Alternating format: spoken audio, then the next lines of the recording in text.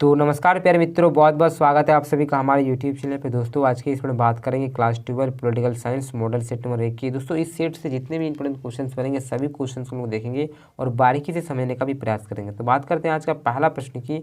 और यहाँ पे जो फर्स्ट क्वेश्चन पूछा गया है दोस्तों कि शीत युद्ध कब शुरू हुआ था, यानी कि जो शीत युद्ध जो प्रारंभ हुआ था दोस्तों वो कब हुआ था। दोस्तों शीत युद्ध जो प्रारंभ हुआ था आपका दूसरे विश्व युद्ध के बाद प्रारंभ हुआ था, यानी कि जो आपका दूसरा विश्व युद्ध चला था सन 1939 से लेकर 1945 तक चला था।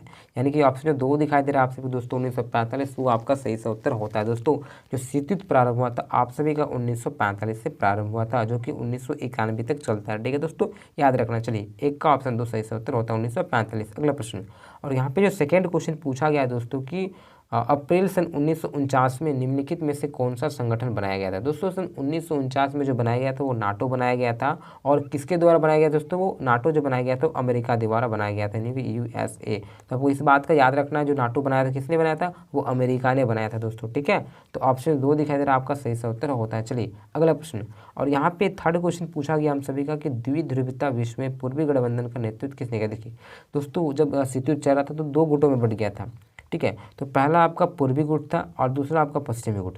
जो पूर्वी में था दोस्तों वो आप सभी का सोवियत संघ था, यानी कि यूएसएसआर था। और जो पश्चिम में था यूएसए, यानी कि संयुक्त राज्य अमेरिका था दोस्तों। तो यहाँ पे क्या पूछा गया है, पूर्वी गठबंधन। पूर्वी गठबंधन कौन था, यूएसएसआर, यानी कि आपका सोवियत संघ। तो ऑप्शन जो 3 दिखाई दे रहा है आप सभी का सोवियत संघ, वो आप सभी का सही सा उत्तर होता है दोस्तों, ऑप्शन नंबर 3। हर एक प्रश्न को देखेंगे, समझने का भी प्रयास करेंगे दोस्तों। ठीक है, ताकि आपको आपके परीक्षा भवन में किसी प्रकार का कोई समस्या ना हो। ठीक है दोस्तों, चलिए बात करते हैं चौथा प्रश्न। और यहाँ पे जो क्वेश्चन पूछा गया दोस्तों आप सभी का कि बर्लिन की दीवार कब खड़ी की गई थी। तो देखिए बर्लिन की जो दीवार खड़ी की गई थी दोस्तों आप सभी का 1961 में किया गया था, यानी कि जो ऑप्शन नंबर यहाँ पे 4 दिखाई दे रहा होगा सन 1961, वो आपका सही सा उत्तर होता है दोस्तों। बर्लिन की दीवार सन 1961 में खड़ी की गई थी। चलिए अगला प्रश्न, और यहाँ पे पांचवा प्रश्न पूछा जा रहा है दोस्तों कि पहला गुटनिरपेक्ष पे सम्मेलन, ठीक है, कहाँ हुआ था। तो आपको पता ही होगा दोस्तों जो पहला गुटनिरपेक्ष सम्मेलन हुआ था वो आप सभी को बेलग्रेड में हुआ था। तो ऑप्शन जो 1 दिखाई दे रहा है बेलग्रेड, वो आपका सही से उत्तर होता है दोस्तों। कब, कहाँ हुआ था, बेलग्रेड में। ठीक है, चलिए छठा प्रश्न, और यहाँ पे जो क्वेश्चन आप सभी को पूछा गया है दोस्तों कि किस देश ने नाटो में अमेरिकी नेतृत्व का विरोध किया। बहुत इंपॉर्टेंट क्वेश्चन है और कई सारे परीक्षाओं में ये प्रश्न पूछे भी गए हैं। ठीक है, तो विरोध जो किया दोस्तों फ्रांस ने किया था, यानी कि जो ऑप्शन 2 दिखाई दे रहा है आप सभी को फ्रांस, वो आपका सही से उत्तर होता है दोस्तों। चलिए बात करते हैं सातवां प्रश्न, और यहाँ पे क्वेश्चन पूछा गया है दोस्तों कि बोल्शेविक क्रांति कहाँ हुई थी। तो आप सभी को पता है दोस्तों जो बोल्शेविक क्रांति हुई तो रूस में हुई थी, यानी कि जो ऑप्शन यहाँ पे 4 दिखाई दे रहा होगा रूस, वो आपका करेक्ट आंसर हो जाता है दोस्तों। कहाँ हुआ था बोल्शेविक क्रांति, रूस में। ठीक है, चलिए आठवां प्रश्न यहाँ पे पूछा जा रहा है दोस्तों कि सन 1917 ईस्वी में रूस में साम्यवादी गणराज्य की स्थापना किसने की थी।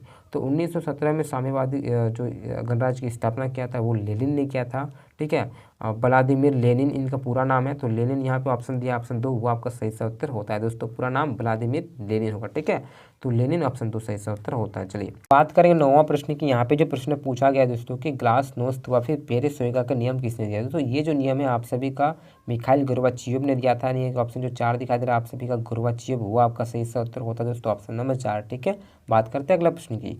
और यहाँ पे 10वां प्रश्न पूछा गया कि सोवियत संघ का विघटन कब हुआ था। दोस्तों सोवियत संघ का जो विघटन हुआ था आप सभी का सन 1991 में हुआ था, यानी कि ऑप्शन जो 4 दिखाई दे रहा वो आपका सही सा उत्तर होता है दोस्तों। ठीक है, ये जो सोवियत संघ है वो 15 गणराज्यों से मिलकर बना हुआ था। ठीक है, तो ऑप्शन 4 सही से उत्तर होता है, 1991 में इसका विघटन हुआ। चलिए यहाँ पे 11वां प्रश्न पूछा गया दोस्तों कि ताशकंद किस देश की राजधानी है। देखिए ताशकंद जो है दोस्तों उज्बेकिस्तान की राजधानी, यानी कि जो ऑप्शन 1 दिखाई दे रहा वो आपका सही सा उत्तर होता है। ठीक है, ये पश्चिम की ओर पड़ता है। और 12वां प्रश्न यहाँ पे पूछा गया दोस्तों कि परमाणु अप्रसार संधि पर किस देश ने हस्ताक्षर नहीं किया था। तो हस्ताक्षर नहीं किया आप सभी पता है, हमारा जो प्यारा देश भारत है वो नहीं किया था, यानी कि जो ऑप्शन नंबर 4 दिखाई दे रहा वो आप सभी का सही सा उत्तर हो दोस्तों, ऑप्शन नंबर 4 भारत। ठीक है, चलिए 13वां प्रश्न पूछा गया कि किस देश ने 2003 की ईस्वी में संयुक्त राष्ट्र संघ की अपेक्षा कर इराक पर हम आक्रमण किया। देखिए यूएनओ का परमिशन लिए बिना ही जो आक्रमण किया था वो अमेरिका ने किया था, यानी कि जो ऑप्शन यहाँ पे 1 दिखाई दे रहा अमेरिका, वो आपका सही से उत्तर हो जाता है। ठीक है दोस्तों, चलिए और 14वां प्रश्न पूछा गया है कि सन 1996 में तालिबान ने किस देश में अपना शासन स्थापित कर लिया था। ये जो किया था दोस्तों आप सभी का अफगानिस्तान में किया था, यानी कि जो ऑप्शन 4 दिखाई दे रहा अफगानिस्तान, वो आपका सही से उत्तर हो जाता है दोस्तों। कहाँ पे तालिबानों ने कब्जा किया था, तब अफगानिस्तान में। ठीक है, चलिए 15वां प्रश्न, और यहाँ पे प्रश्न पूछा गया कि ऑपरेशन डेजर्ट स्टॉर्म किससे संबंधित। देखिए दोस्तों, ऑपरेशन जो डेजर्ट स्टॉर्म है वो आपका प्रथम खाड़ी युद्ध से संबंधित है।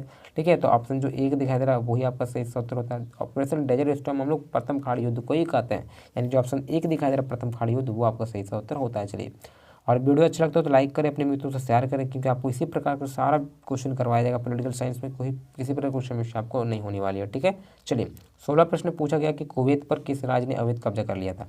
देखिए, कुवैत पे जो कब्जा किया था दोस्तों आप सभी को पता ही है, इराक ने किया था, यानी कि जो ऑप्शन एक दिखाई दे रहा है इराक वो आपका सही से उत्तर होता है। और यहाँ पे 17वां प्रश्न पूछा गया है दोस्तों कि साम्यवादी चीन का उदय कब हुआ। देखिए, साम्यवादी चीन का जो उदय हुआ था दोस्तों आप सभी का सन 1949 में हुआ था, यानी कि जो ऑप्शन एक दिखाई दे रहा है वो आपका सही सा उत्तर होता है दोस्तों 1949। ठीक है, चलिए 18वां प्रश्न यहाँ पे पूछा गया कि खुले द्वार की नीति को किसने अपनाया। तो देखिए, खुले द्वार की जो नीति अपनाई थी वो चीन ने अपनाई थी, यानी कि जो ऑप्शन यहाँ पे दो दिखाई दे रहा है चीन, वो आपका सही सा उत्तर होता है दोस्तों। ठीक है, ऑप्शन 2।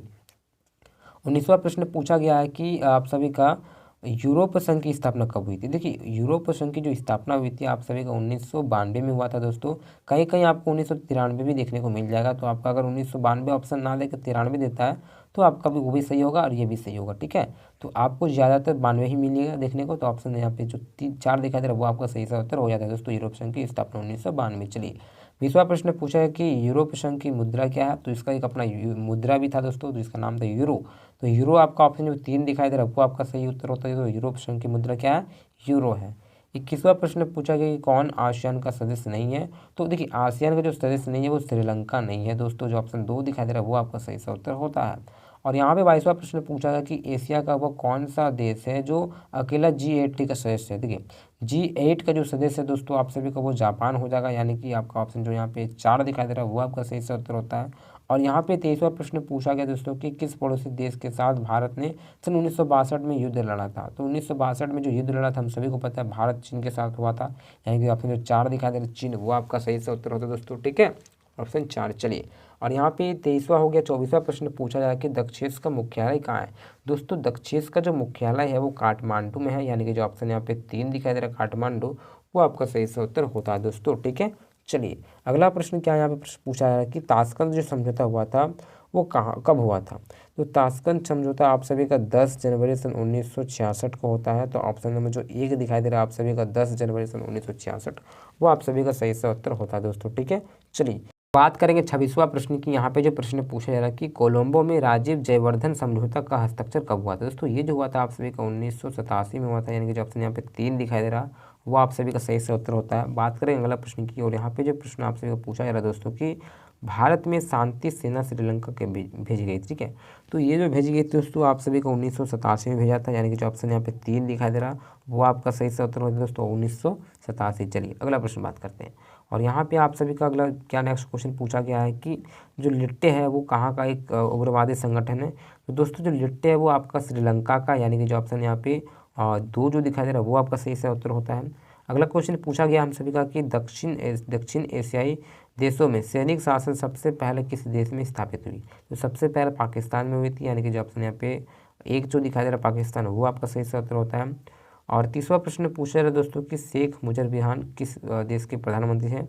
तो ये जो है दोस्तों आप सभी को पता ही है, बांग्लादेश के रहने वाले हैं, बांग्लादेश के प्रधानमंत्री थे। तो ऑप्शन नंबर जो यहाँ पे 2 दिखाई दे रहा है बांग्लादेश, वो आप सभी का सही से उत्तर होता है दोस्तों। ठीक है, बात करते हैं अगले प्रश्न की, और यहाँ पे जो क्वेश्चन पूछा गया दोस्तों कि कौन सी रेखा भारत और बांग्लादेश के बीच सीमा निर्धारित करती है।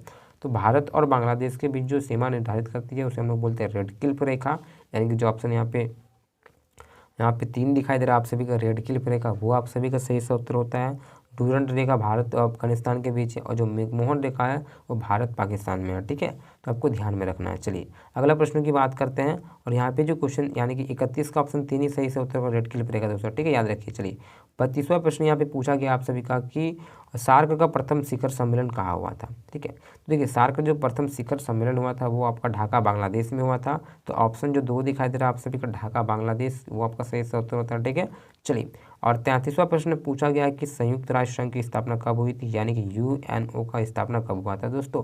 तो इसकी जो स्थापना हुई थी 24 अक्टूबर सन 1945 में किया गया था। ऑप्शन जो 3 दिखाई दे रहा है आप सभी का 24 अक्टूबर सन 1945 वो आपका सही सा उत्तर होता है दोस्तों, ऑप्शन नंबर 3। ठीक है दोस्तों।